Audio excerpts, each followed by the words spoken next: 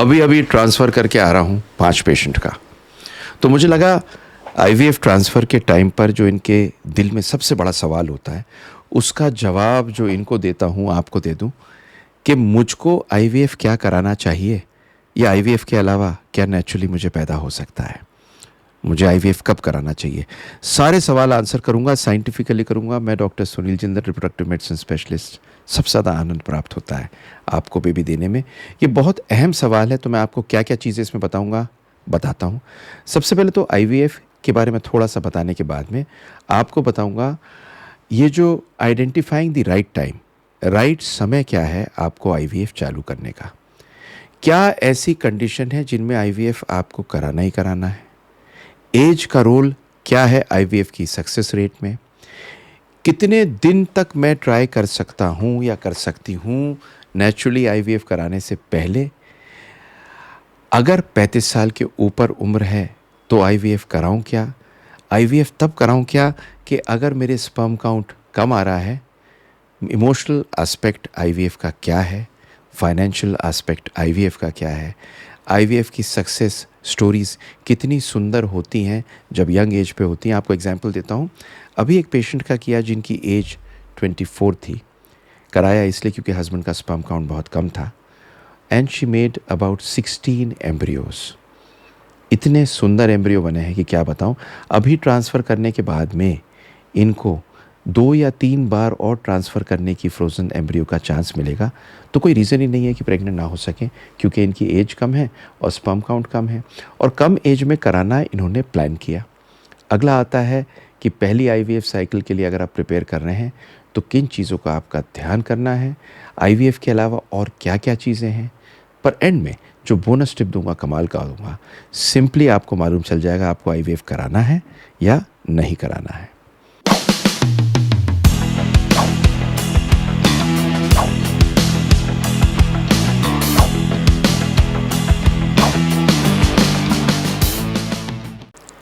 तो चालू करते हैं। When to get IVF done if I don't have children.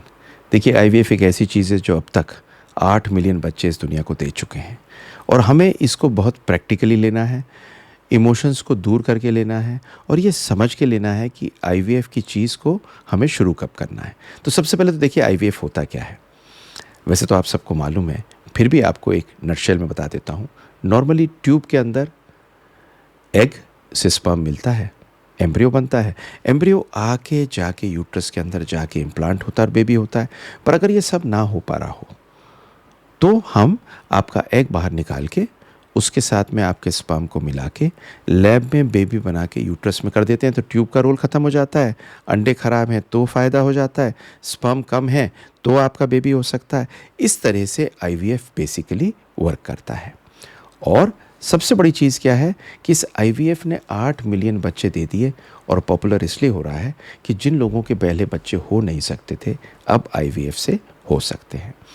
तो अब क्वेश्चन आता है राइट टाइम क्या है आईवीएफ का। तो इसमें मैं आपको 3 चीज़ बताऊंगा। पहली चीज़ बताऊंगा एज के बारे में, दूसरा आपको बताऊंगा हेल्थ की कंडीशन कौन सी हैं जिनमें कंसेप्शन मुश्किल से होता है और आपको आईवीएफ की ज़रूरत पड़ सके, और तीसरी बताऊंगा इमोशनल और फाइनेंशियल रेडीनेस। तो पहली चीज़ आ जाते हैं एज पे। देखिए, ऊपर वाले ने एक बड़ी खूबसूरत चीज़ बनाई है जिस पे आपकी सक्सेस डिपेंडेंट है, नॉर्मल प्रेगनेंसी भी और आईवीएफ भी। Number 1, time from marriage. जितना ज़्यादा टाइम आपका बीत चुका है शादी से, उतना मुश्किल होगा बेबी पैदा होना, चाहे आईवीएफ में हो या अदरवाइज़ हो। आईवीएफ की सक्सेस रेट वैसे भी करीब 30 to 40 या 50% मैक्सिमम होती है, इसके ऊपर नहीं होती। तो क्यों? क्योंकि जो बीमारी आपको 10 साल पहले थी वो 10 साल में बढ़ी हुई है, कम नहीं हुई। और नंबर 2, स्त्री का जो अंडा होता है उसकी क्वांटिटी भी और क्वालिटी भी एज के साथ कम होती है। जब एज के साथ कम होती है तो 35 साल के बाद में बेबी होना मुश्किल होता है। तो बात को गौर से समझ लीजिए। 30 ईयर्स अगर आपकी एज हो गई है तो अब बिल्कुल डिले नहीं करना। अगला आता है हेल्थ कंडीशन कौन कौन सी हैं जो अफेक्ट करती है कंसेप्शन को। देखिए, मैं आपको गिनवा के बता देता हूँ। पहली चीज़ है पीसीओडी, नंबर 2 है एंडोमेट्रियोसिस, तीसरी चीज़ है ब्लॉक्ड ट्यूब। ये तीनों चीज़ नेचुरल कंसेप्शन करने में दिक्कत करते हैं, और आईवीएफ इन तीनों में एक ऑप्शन है। अगली चीज़ आती है इमोशनल एंड फाइनेंशियल रेडीनेस। देखिए, आईवीएफ एक इमोशनल चीज़ इसलिए है कि इसमें मेहनत करनी पड़ती है और आपकी एंग्जाइटी बनती है, आप क्योंकि कुछ एक्सपेक्ट करते हैं, नहीं मिले तो आपको कष्ट होता है, और आईवीएफ में खर्चा होता है। तो आपको इम्पॉर्टेंट ये रखना है कि इन सब चीज़ों को कंसिडर करके आपको आगे बढ़ना है।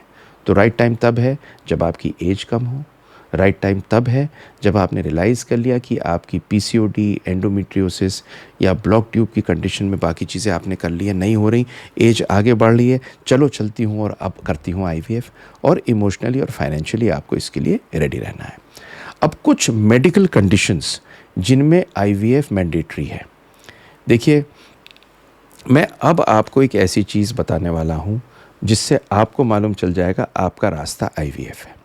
तो पहली चीज़ है ब्लॉक्ड और डैमेज्ड फेलोपियन ट्यूब। दो नले होते हैं जिनके अंदर स्पर्म अंडे से मिलता है, पर अगर ये ट्यूब डैमेज्ड होती है और ये नला काम नहीं कर रहा होता, ये बंद होता है, तो किसी रूप में बेबी नहीं हो सकता। तो आईवीएफ बेसिकली इसे बाईपास कर देती है। दूसरी चीज़ है मेल इनफर्टिलिटी इशू। अगर हस्बैंड का स्पर्म काउंट बहुत कम है, आपको पता है करीब करीब 10 करोड़ स्पर्म में से केवल 200 स्पर्म अंडे के पास पहुंचते हैं। तो अगर ये कम होते हैं स्पर्म और बहुत कम होते हैं, एक बहुत पुअर क्वालिटी ऑफ सीमन है, तो आईवीएफ और इक्सी इसका आंसर है। इस टेक्नोलॉजी का फ़ायदा उठाइए, टाइम ख़राब मत करिए, क्योंकि अगर आप टाइम ख़राब करेंगे तो पता क्या होगा, आपकी एज बढ़ेगी और जो अंडे की पावर पुअर स्पर्म को रिपेयर करने की होती है वो कम हो जाएगी। तीसरी चीज़ आती है ओवुलेशन डिसऑर्डर। अगर आपका कोई भी अंडा बनने की प्रक्रिया कमज़ोर हो गई है, आपका एएमएच कम हो गया है, आपको पीसीओडी है, तो आईवीएफ एक ऐसी चीज़ है जिससे आपको बेबी मिल सकता है। टाइम ख़राब नहीं करना। अब आता हूँ एक चीज़ पे जिसे कहते हैं role of age in IVF success. बहुत बोला हूँ इस पे, पर मोटा मोटा आपको बता देता हूँ एक छोटी सी चीज़। वुमन की एज जैसे जैसे बढ़ती है, एग का नंबर, एग की क्वालिटी डाउन होती है, और जैसे ये कम होती है आपकी प्रेगनेंसी का चांस कम होता है, क्योंकि अच्छे जेनेटिक बने हुए एम्ब्रियोज कम हो जाते हैं। अगर आपकी एज 25 साल है कंपेयर टू आपकी एज जब आप 35 हो जाएंगी, तो 35 में आपकी सक्सेस रेट तो कम होगी ही, और जो बीमारी आपको 25 साल की उम्र में होगी वो बढ़ी हुई है, तो डिले इसमें नहीं करना है। अगला आता है मेल फर्टिलिटी एंड एजिंग। आदमी का, लोग सोचते हैं कि स्पर्म पे कोई असर नहीं पड़ता, ऐसा है नहीं। स्पर्म एज के साथ में डीएनए खराब होता है, तो आपकी जब एज बढ़ रही है एज अ वुमन, तो आदमी की भी तो एज बढ़ रही है, इसको भी ध्यान में रखना है। अब क्वेश्चन मेरे से हमेशा पूछते हैं कि हम कितने दिन ट्राई करें आईवीएफ को कंसिडर करने के लिए।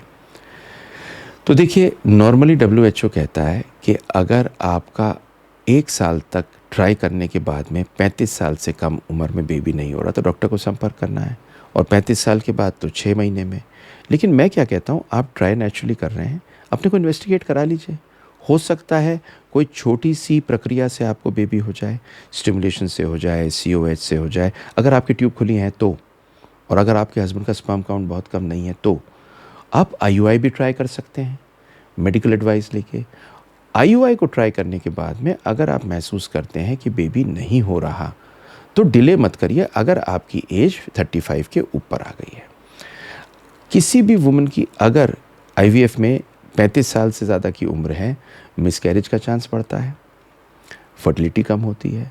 डिले नहीं करना, क्योंकि सक्सेस रेट भी कम होता है। ये बात हमें क्लियर कट समझनी है। तो मैंने आपको ये सारी चीज़ें क्यों बताई? मैंने इसलिए बताई क्योंकि मैं चाहता हूँ आपके बेबी हो, नंबर 1। नंबर 2, मैंने आपसे मिलने का एक प्रोग्राम बनाया है, और ये प्रोग्राम है एक फ्री वेबिनार जो आपके लिए कर रहा हूँ। उसमें यही चीज़ बताने वाला हूँ कि आप ट्राई कब तक करें, नेचुरल कंसेप्शन कैसे करें, क्योंकि अगर आप ट्राई कर रहे हैं शादी के बाद में, तो नेचुरली कंसीव करने के लिए आपको प्रॉपरली क्या करना है ये बताता हूँ। आदमी में प्रॉब्लम क्या हो सकती है ये बताऊँगा। आपको 3 सीक्रेट्स बताऊँगा बेबी पैदा करने के, और बेस्ट वे फॉरवर्ड क्या है ये बताऊँगा। तो आप लिंक में चले जाइए और नीचे जाके लिंक में कमेंट्स में नंबर 1 लिंक पे जाके रजिस्टर कर दीजिए और मैं ये वेबिनार करूँगा, फ्री वेबिनार है, आप आइए, मैं आपसे बात करना चाहता हूँ। तो अब आपको देता हूँ एक बोनस टिप। बोनस टिप ये है, आईवीएफ की सक्सेस 4 चीज़ों पे डिपेंडेंट है। नंबर 1, शादी से समय, वुमन की एज, स्पर्म की क्वालिटी और आपको डिजीज़ कौन सी है जिसकी वजह से बेबी नहीं हो रहा। ये 4 चीज़ें अगर आपको जानने को हों तो आपके जब डॉक्टर आपको डायग्नोज करेंगे तो इन 4 चीज़ों का समावेश ये बताएगा कि आपको आईवीएफ कराना है या नहीं कराना है। बहुत देर वेट नहीं करना, बहुत देर वेट करने से रिज़ल्ट अच्छा नहीं होगा। I would love you to have a baby, इसीलिए बनाई है। आप खुश रहें, सलामत रहें, God be with you and you should really have a baby because you deserve it.